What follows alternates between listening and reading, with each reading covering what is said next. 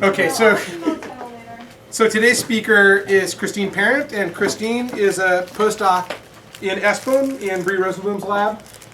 She tells me that she just arrived on campus just a few months ago, so this is her introduction to the Berkeley campus, an NBC lunch seminar.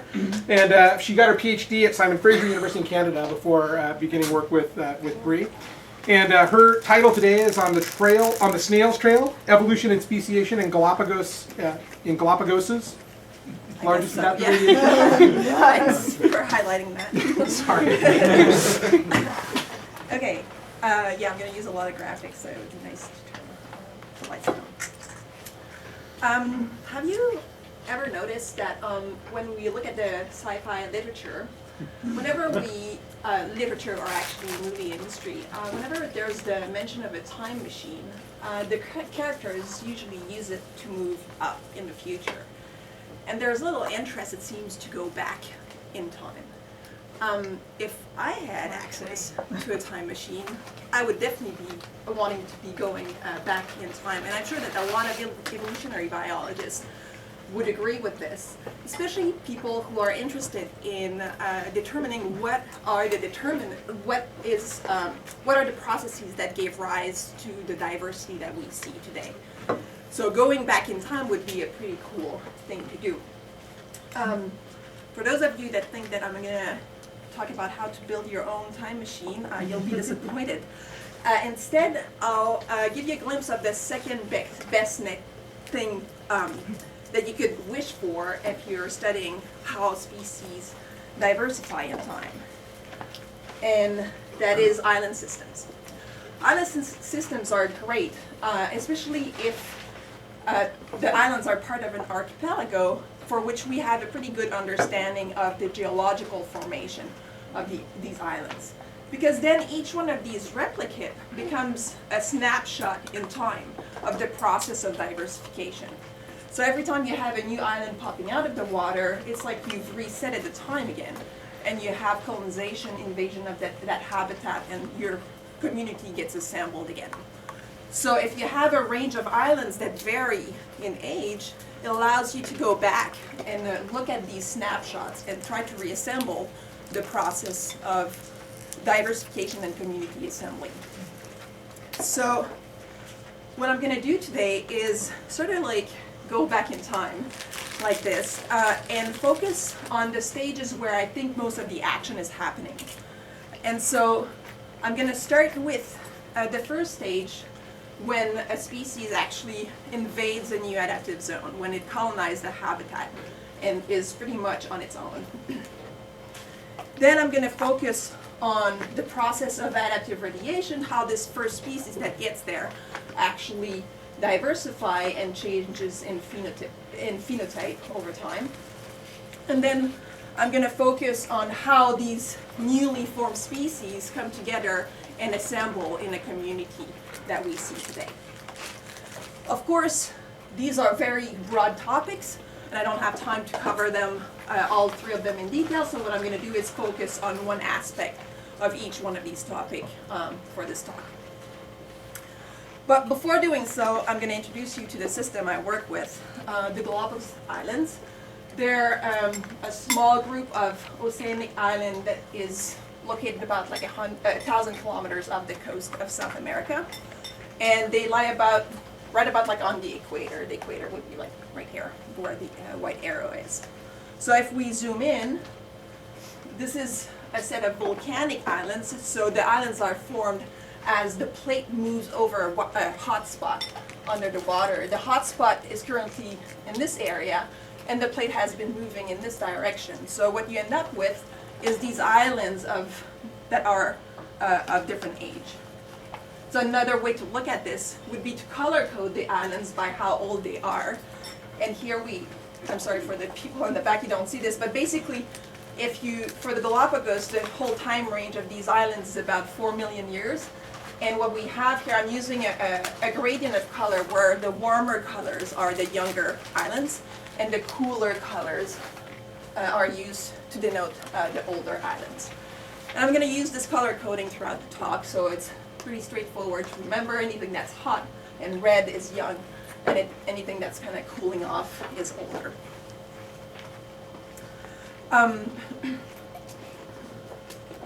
Okay, so next, so this is basically the play set where evolution is happening.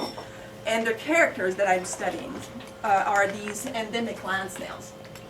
And so, more specifically, I'm studying a group of about 80 species in the genus Naciotis. The genus itself is not endemic to Galapagos. You find it on the mainland. But all the species that have been described for Galapagos are. So at first, when people first were finding them, some of the species were described as being found on multiple islands, but with the work we've done more recently using molecular markers to build phylogenies, we now find that every single island, every single species that we've been studied is actually a single island endemic. And most of the time, it has a pretty restricted habitat or distribution range. So if you look at a profile of a typical Galapagos island, you can divide the vegetation in different zones. And so you have the littoral zone, which is basically just the beaches and the pebbles at very low elevation. And then as you walk up, you find like a very arid area where you have a lot of cacti and that type of vegetation. And as you keep going, then you hit like a more humid zone. And these zones actually can be further subdivided. But for the purpose of this talk today, I'm just going to use these three broadly delimiting zones. And so most of the species are found like in a single one of these zones. The species vary a lot in their morphology. This is just like a subsample of them. And they vary a lot also in their habitat preference, if you look at the micro habitat where they're found. Some species, they're not host specific, but some species might be found mostly on the ground, other species on tree trunks, others on the vegetation, and so on. You can find up to 11 species in a given location.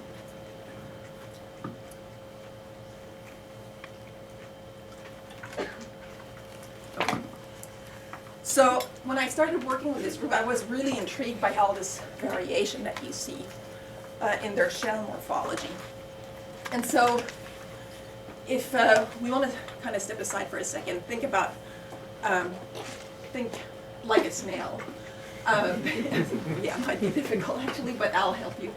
So, so if you're out there and you're building your shell, the most economical way to build your shell, or the most efficient way, would be to have a shape that is kind of like a cone, because that way you're maximizing the volume that you have within your shell for the amount of material that you have to use to actually build your little shell. And so usually these shells you'd think would be optimized in terms of like the cost of the material and the building of the shell. But what we find, as you've seen in the other slides, is often we find like shells or snails with shells that look like this, are more skinny. And so this raises the question, why would a snail ever build something like that? First of all, it's more costly, but also it's probably more fragile. If you think about the shape, if you're a predator and try to crack a shell, it'll be harder to crack something like this than break something like this. And so one hypothesis that has been proposed but not tested so often is that, so for snails don't have a skin as we do, and so like the humidity loss is a big important factor for them. So building a shell like this actually allows you to keep your opening smaller, whereas when you're building a cone, by every time you whirl around, you have to keep increasing the opening of your shell. And so one idea is that maybe this shape would be selected for in a habitat that are more arid or dry. And just to show you that this happens all over the place in terms of space, but also in terms of phylogeny, in the phylogeny. So the first thing we did is build, or that I did, was build a phylogeny for most of the species in the group. And so you can see that this skinny shape kind of pops out at a few places across this phylogeny. So it's not like that this arose only once and then that was it. So it seems that there has been some selective pressure maybe to shape the shells in such a way. Okay, I think now we have all the information we need to actually go and tackle some of the questions I wanted to address today. So I'm going to address this first step of the diversification process within a framework of the theory of ecological opportunity. So ecological opportunity comes from this very simple observation that was made quite a few years back, that if you go on islands, often you'll find lineages that, if you look at them in terms of their phenotype, they seem to include a wider range of phenotype that a similar group would on the mainland. And often that diversity in phenotype is also associated with a wider or broader niche space that they use on islands versus on the mainland. And so this has been shown over and over again when you look at this lineage of multiple species. But if you think about it, like, the same should apply also if you look at population within a species. And so, so when interspecific competition or the predation is low, what you'd expect is a population would experience relaxed selection and therefore expand its phenotypic space. And if that is accompanied with more space in terms of like the resources that are available, you should see a double increase, or this is basically compounded like with the resources that are available. So this theory makes two very simple predictions. And so one of which is that you should see the greatest, or an increase in intraspecific variation when you have more resource diversity available, but you should also see a decrease in this intraspecific variation as the number of competitors sharing the same habitat increases. So I was interested in testing this to get a better understanding of what happens when a population first colonizes an island. If there's a lot of space and a few competitors, you'd expect that this population would expand its phenotypic range. And then as the number of competitors builds up and the resource diversity is used by more species, you'd expect this variation to contract. So I use the snails to test this idea.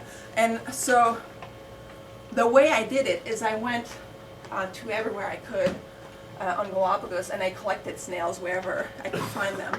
And I forgot to mention earlier, these snails are found everywhere. You don't find them on the beaches, but like as soon as you go up like maybe 40 meters in elevation, you start seeing them. And you find them like all the way to the top of the volcanoes. So I went to all these islands and then visited most of the habitats and collected the shells. And so as I told you before, you can divide the habitat into these three broad zones.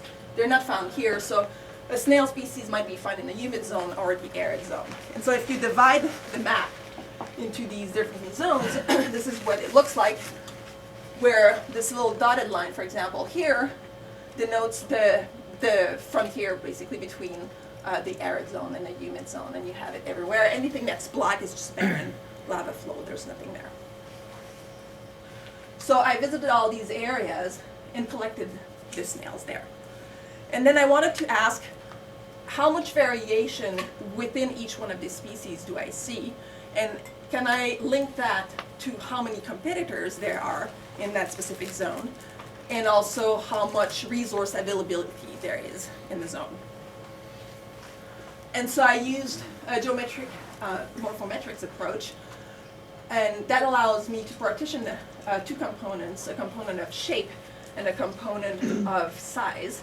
And although this is obviously purely morphological, I'm using this as a proxy for the phenotypic to quantify the phenotypic variation in these species. I've done this for 30 species for which I had enough samples. And then I recorded where these species were, and then I used the phylogeny I presented earlier to take into account the evolutionary relatedness between the species. And so repeated that for all the species. And this is just to show you that actually, since I'm using only 30 species out of like the 80 described species, but this is a pretty good, or I guess like it's not a biased representation of what the shells look like. So I have skinny ones in here, and I have like tiny ones, big ones, and so on. And then I wanted to test two models. One model where I had competition and resource diversity entered as independent predictors of the variation. And here resource diversity is simply a measure of how many plant species, endemic and native, you find in that vegetation zone where the snails are found. And the competition intensity is just how many other snail species is found in that zone. And then I had another model where I use a composite of these two variables. Basically, if you think about ecological opportunity, it should be like how much space there is divided by how many species there is to split it among them. So I use this index of resource diversity over competition intensity and predicted that I should see an increase of the variation as ecological opportunity increases. And so for the first model, what I found is when I looked at the shape variation, the number of congener and the number of plant species were included as significant predictors of the variation that was observed. And as predicted, the effect was negative for the number of congeners, and it was positive for the number of plant species. And this is corrected for phylogeny. And then if you actually combine these two things, not surprisingly, what we find is that there is a positive relationship between how variable is a species and how much ecological opportunity there is in that zone. So I think this is a really cool finding because it supports this idea that as the species build up, what you see is like a constraint in the space that each one of the species can take. And another way to actually look at this would be to use the same metaphor of like the snapshots in time. And so here what you have is the amount of ecological opportunity on the y-axis, how old the island is, and then the size of the marker here is how much variation there is within that species. And again, they're color-coded by where they're found. I forgot to mention earlier that for land, so like this big island here, Isabella, is actually made up of 6 different volcanoes, and each one of these volcanoes is actually isolated by barren lava flows. So for snails, basically, these different volcanoes are different islands. It's not harder or easier for them to get across than getting across water. And so you get this trend here, and you can see basically that the overall trend is that as your island ages, the ecological opportunity that is available shrinks. And there's also seemed to be a pattern where when you look at only the dry vegetation zones, which are marked here, dry here, they seem to have less ecological opportunity than the vegetation zones that are in the humid part of the habitat. Now, this might seem obvious to you. Maybe it's just because there's lower plant species counts for these zones, but actually it's really a combination of both. Often in the on the dry zones in the old islands, we find quite a few land snail species there, which further shrinks the space that's available for them to use. Okay, so in conclusion for this section, I just showed you that like it's really the combination of the competition and how much resources are available in a zone that determines how much variation you're going to have within a species. And this is exciting. We looked at other potential factors that might be related. So if you look at, for example, island age per se, and relate that to only the shape variation, then we don't find any significant trend there. So it's not the island age, it's really how island age determines how much ecological opportunity because of the relationship with number of competitors and how much resources are available that will drive this pattern. And so it supports this idea that whenever you have a population that colonizes a set of islands like this, what you have is this niche filling process where a species first diversify, you have relaxed selection at first, and then as the species diverge and build up, you get a constraint because of interspecific competition.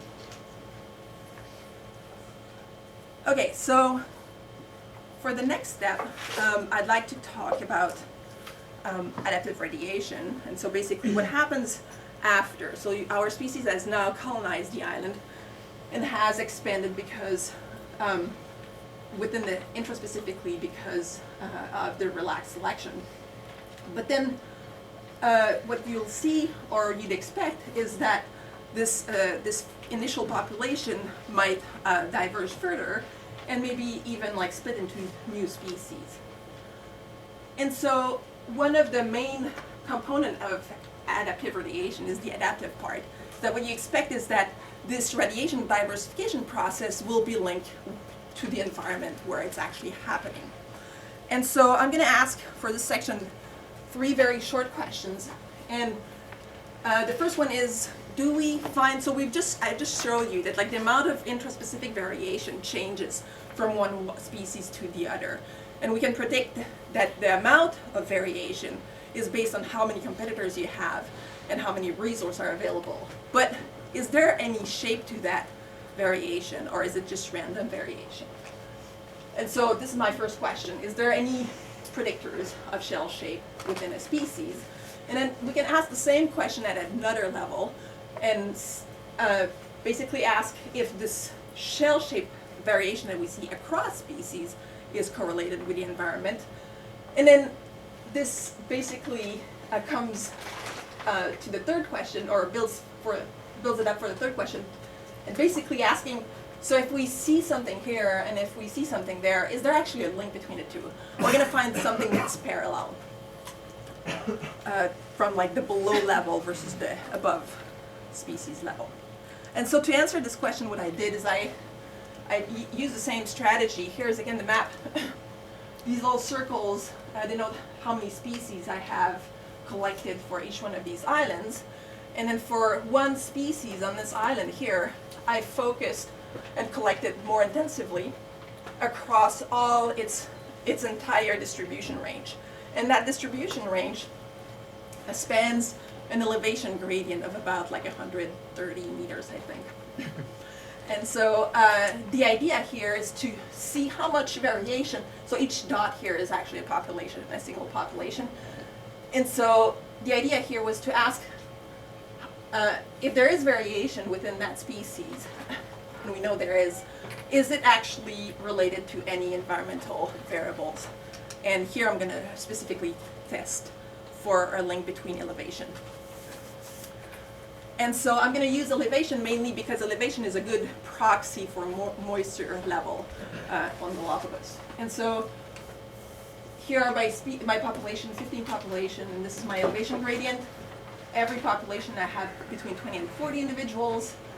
And then I use, again, this geometric morphometrics approach, but here much more fine-tuned because the variation is much less among the different species, so it allows me to really quantify more precise variation. And then I used microsat markers to take into account the population structure, the same way different species are related to one another, and therefore might generate a pattern where related species have a similar morphology. The same is true for populations, so I want to take that into account. And then for the interspecific variation, I use the same data set I presented earlier. So I want to highlight here that the elevation gradient in that case for all these species is obviously much larger than for the single species. Okay, so if we look at shell shape within species and look at island elevation as our proxy for moisture gradient, what we'd expect is a positive relationship here, where as you increase the island elevation, you'd expect your shell to become more conical because there's less pressure, selective pressure, to have like a very skinny shell to keep the opening smaller. And so if we do this, we do find this relationship. Now, that was pretty exciting because at that level, this is a small scale, at a very small scale. And so if we zoom out and look at the interspecific level, again, we're going here from like skinny to fat. And here we have the elevation of the island. What we find is a very similar pattern, where as you increase in elevation, you'll find fatter and fatter shells.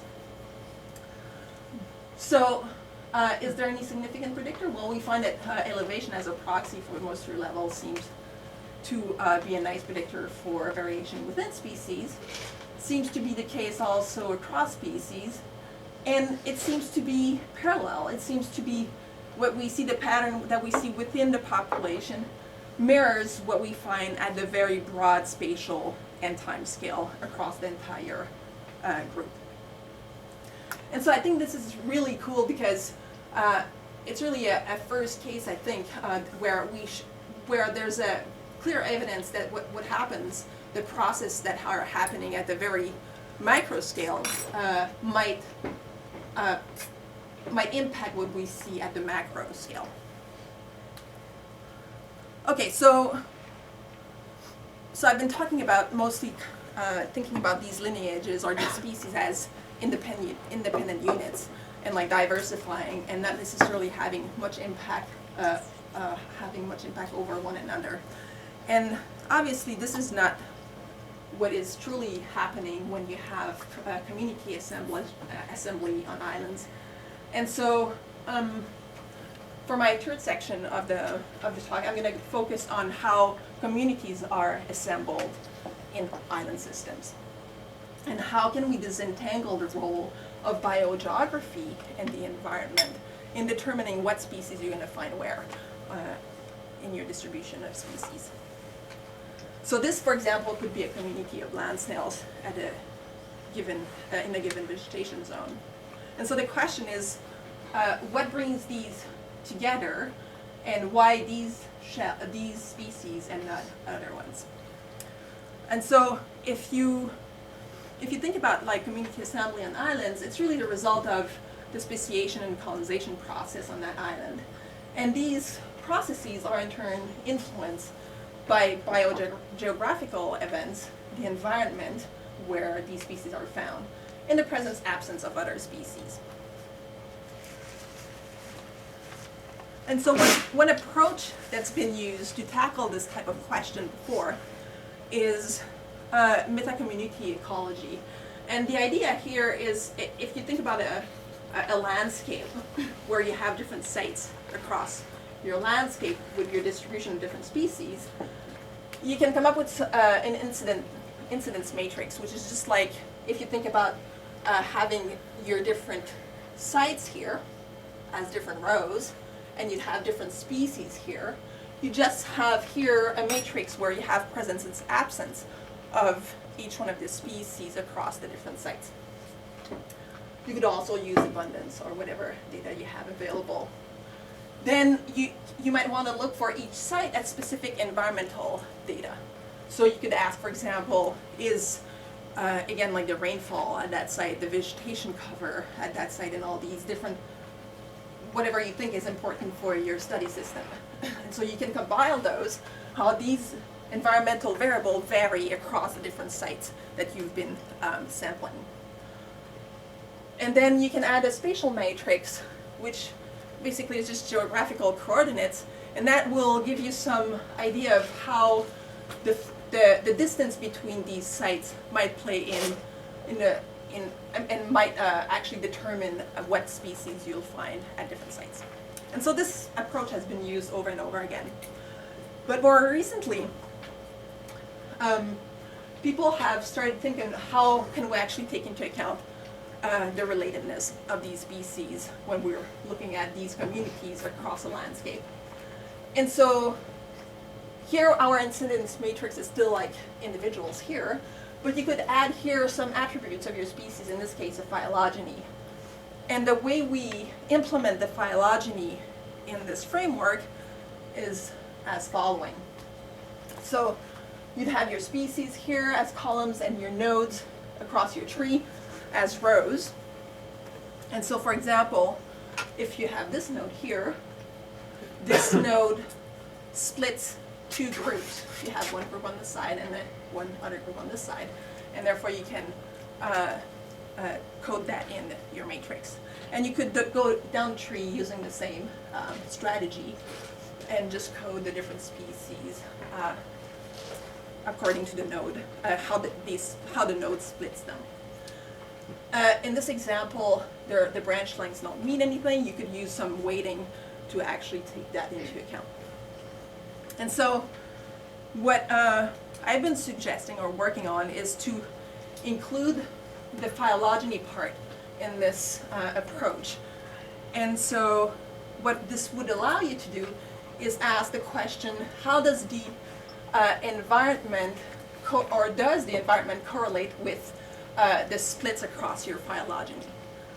So for example, if you find that there is a significant correlation between environment and phylogeny, this would mean that at a split, at a given node, you'd have, like for example, one group of species going into one environment, and then the other group would tend to go in the other environment. And so you can do this for the environment, but you can also code the biogeography. I'm not going to go into the details how to do that, but basically you can use this, what we know about the sequence of island formation across the landscape, and use that as information to disentangle the role of biogeography and environment in determining the community assembly. Okay, so the data that I've used for this is again my 30 species from before. I had information about the environment at 145 sites. We used the phylogeny again, and then in terms of attributes of the sites, I used the local environments at each site, what elevation we were at, vegetation, canopy cover, and ground vegetation cover, rock cover. And the biogeographical events is simply the sequence of island formation that was coded in. And so we can ask very simple questions now. We can ask, so if the community assembles mainly because of this colonization process, what you'd expect is that whenever you have a split in your phylogeny, that would be highly or correlated with any significant biogeographical event that happened during the history of the islands. And so the prediction here is that the splits would be associated with the sequence of formation of islands on your phylogeny.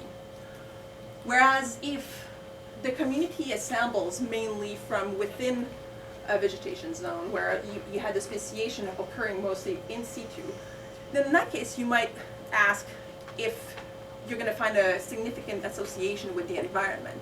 Now you're within a zone, so the biogeography doesn't matter anymore.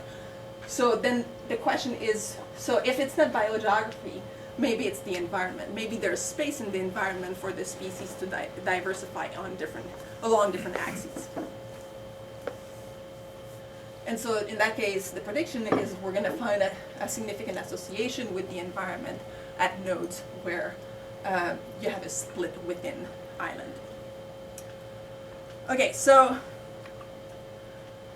correlation between the splits and the biogeography, do we see any? So I'm using the phylogeny. The branch lengths don't mean anything. It's just for purpose of presentation. It's just easier to show you the data. And so what I'm going to do is at each node, I'm going to indicate what kind of correlation I found with the biogeography. And so what you see is that there's a lot of purple nodes pretty much everywhere. And so anything that's, oh, this is actually reversed. Oh no, that's correct. Okay, so when it's an open circle, it's significant, but when it's filled, it's significant still after correcting for a multiple comparison. So we see that there's robust association across the tree with the splits of the species formation and the biogeography events in this group. So another way to look at this or think about this is that if biogeography is important in driving the diversification process in this group, it shouldn't matter where you are in time, because there's always been new islands popping out of the ocean. So it's not like the importance should be necessarily stronger, deeper in the tree or in a shallower part of the tree. And so if we look at this, if we look at actually the strength of the correlation at each node with the biogeography and versus the node age, so where you are in the phylogeny, we find that there is no relationship, no significant relationship. So it seems that wherever you are on a tree doesn't matter. Like, as long as there's new islands popping out, you might have the potential for a strong correlation between the biogeography and the formation of the species. Okay, so this is for the biogeography. And now, for the last section, I'm going to focus on the environment. So here's again the tree, and here I've depicted again on the nodes the significance of the relationship. So if you look again, so these are the different species. Anything that's linking two branches of the same color is a split within island. And so if you go across them, like I would have expected that a lot of these nodes where it's significant would have been where the split was within island. But this is not really what we see. I mean, we see a few cases, for example, here and here and here. But a lot of the nodes that turn out to be significant are not necessarily associated with the environment. So this suggests that for the split, for a formation of within island, you don't necessarily get two species that are diverging along different environmental axes. Just read out these nodes. And then again, if we use the same approach as earlier, including all the correlation coefficient that we get across the tree, and ask the question, do we see a different strength of the correlation across a tree? Here the prediction would be that as your lineage diversify and your community builds up with new species, what you expect is that the environmental factor, or the importance of the environmental factor, should increase when you get towards the tips of your phylogeny, because like the first species that get in your vegetation zone, they're on their own, they can use all the space. The second one, there's still some space, but as you accumulate more species, then it becomes more and more important that your competitors are going to be actually separated along the environmental axes. And this is actually what we find, is that the strength of the correlation decreases through time. So as you go deeper in the tree, it becomes less and less important to diverge along the environmental axes. And one cool thing is that if you look at the different nodes where the correlation is actually significant, so those are the nodes where I found a significant relationship, it's not always the same vegetation environmental variable that is important or significant. So it seems that the different axes and at different nodes, so different axes of the environment that are used at different nodes. So to wrap this section up, did we fill in this prediction? Yes, we found that there seemed to be a relationship between the biogeography events and the sequence and the formation of the species across the tree. And then, do we find some evidence for this? Well, sometimes. It's not all the time. So it seems that divergence along a different environmental axes is not always what's driving with an island speciation. And so the obvious next step, or a question that you might have, is like, how does that play in with all this morphological variation that I showed you earlier? And so this we don't know yet, and this is a work that I'm work in progress. So basically we can add another layer, another row to our set of matrix using some ecological traits. In this case, I'm going to use shape variation and shape the mean for each species, and ask if there is any correlation between those and the environment and the biogeography. of the islands. Okay, so in conclusion, I kind of like zoomed, or we kind of went on this ride across time where we have first focus on the invasion, like the very first step, and then like we looked at how this leads to adaptive radiation in the group, and then how this actually plays out in the assembly of the island community of the species themselves. And this is obviously a bit simple, because of course you're going to have feedback, and so your assembly, how your community is assembled, might have a feedback on how your radiation is going to further proceed, and same thing with how allowing or not a new adaptive or the adaptive zone to be invaded or not. And so those are the different links I think that still need to be tackled. And so I think that eventually, if we have a better understanding about like how these steps happen and how they influence each other, well, I guess there's maybe not going to be any need for time machines. But yeah, who are we kidding? Time machine would be cool. So I think we're going to keep this idea running. Okay, so with that, I'd like to acknowledge a whole bunch of people, especially people that help in the lab. And also, I'd just like to acknowledge Jason Chin, who nicely let me use most of his the artwork throughout the talk. And this comes all from like a kid's book, actually, Islands, the Story of the Galapagos, that was just published last week. And so if you're interested for kids, it's a great description of how speciation happens in evolution on an island context. That's it.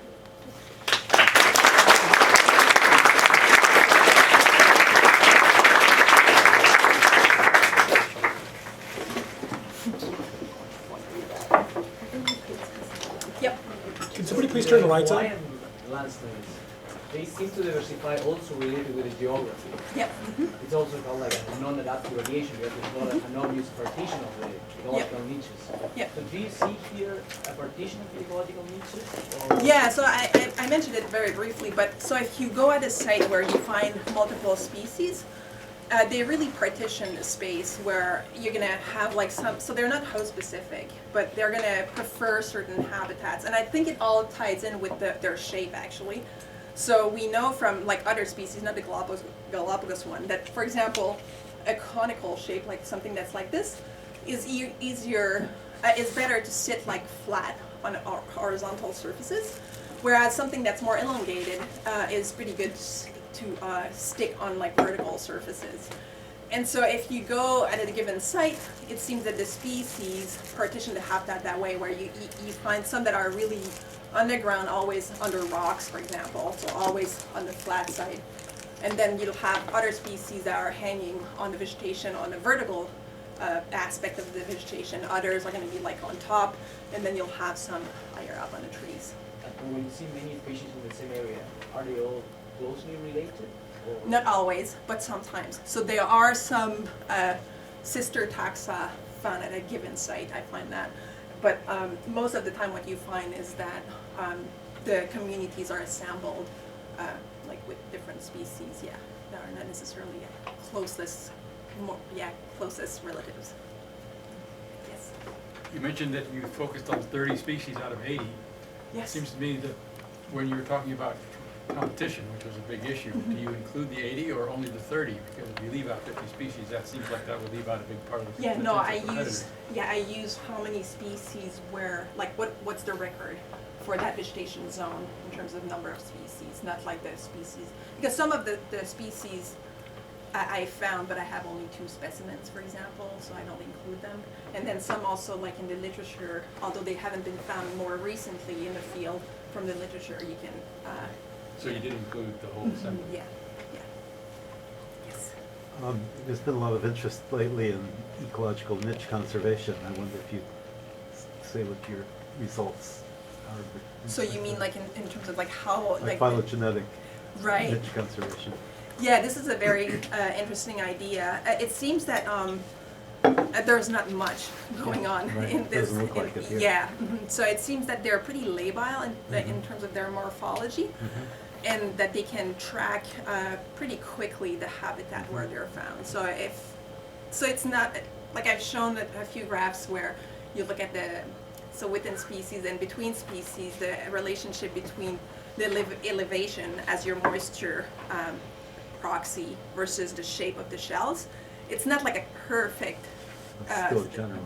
Yeah, but still generally, and it's not like the youngest species are further off that slope than others.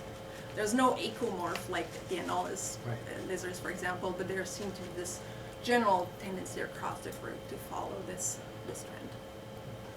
Yes. I'm a little confused by the tree that you showed at the end because it did not seem to be a tree of species. Is it a tree of vicariance events? Like the phylogeny, you mean? Not the original phylogeny that you showed, but much more recently when you showed trees that had nothing, no Right, names right. at the This is- tips. yeah, no, that's What a is that a species. tree of? That's the tree of species with no branch lengths. But you were saying that the species assorted themselves out over the tree of species, which I find a little hard to put together. So you look at so there are different species, and so what you do is for each community, you look at the phylogeny and look at you prune down basically the phylogeny to your community, Yeah. and then like you look at the nodes and how this community is split at each node.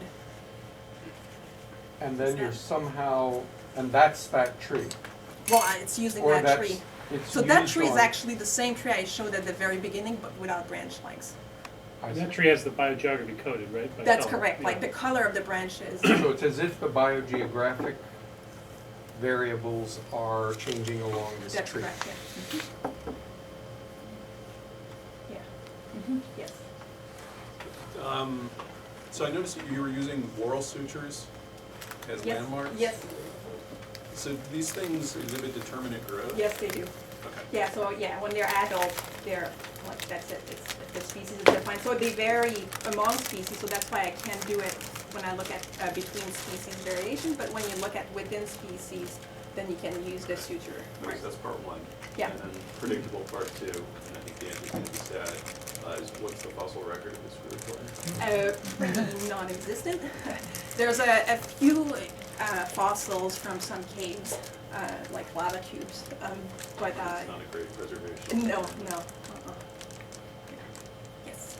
So you use, I think, species diversity as your index of competitive intensity. Is there any possibility of using density or collecting density? Yeah, that would be much better. Yeah, but I don't have the data. So all this was built over years of like looking. So I've always tried to maximize the area that I can cover rather than like focusing. So the data I have is more presence absence versus rather than abundance. I don't even have, like for some of the zones I have relative abundances, but not enough data to cover the entire diversification. Yeah, you're right, it would be more interesting. I'm also curious whether, part two, whether the individuals that were more, that had more variation intra-specifically the species, Yeah. whether they're more abundant or they're, what's Yeah, their I don't know. abundance compared to It's a good question. But so like the way I measure it, so they don't cover a wider geographical range. So that I've tested. But if they're more abundant, I don't know, because I usually go at a site, collect a few individual. When I have like 20 or so, then I just move on. Yes, you had a question? Yeah, although I guess you can't, with that kind of collection strategy, you can't answer it. But when I saw your x-rays of your shells, I was struck by the similarity to Weldon's studies of snails. And I'm just wondering if you were able to collect juvenile snails, whether you could measure selection pressures on those traits that you're measuring. Yeah. And if you've done that, and whether you've No, I looked at haven't the done relationship that. between that and So and the usually, the variance that you're measuring within populations. yes, that would be really cool to do. But so like these snails are all protected. And so usually when I go out and I want to increase my power for the study, I collect empty shells off the ground. And then the juvenile shells, they don't last very long on the ground, they're more fragile.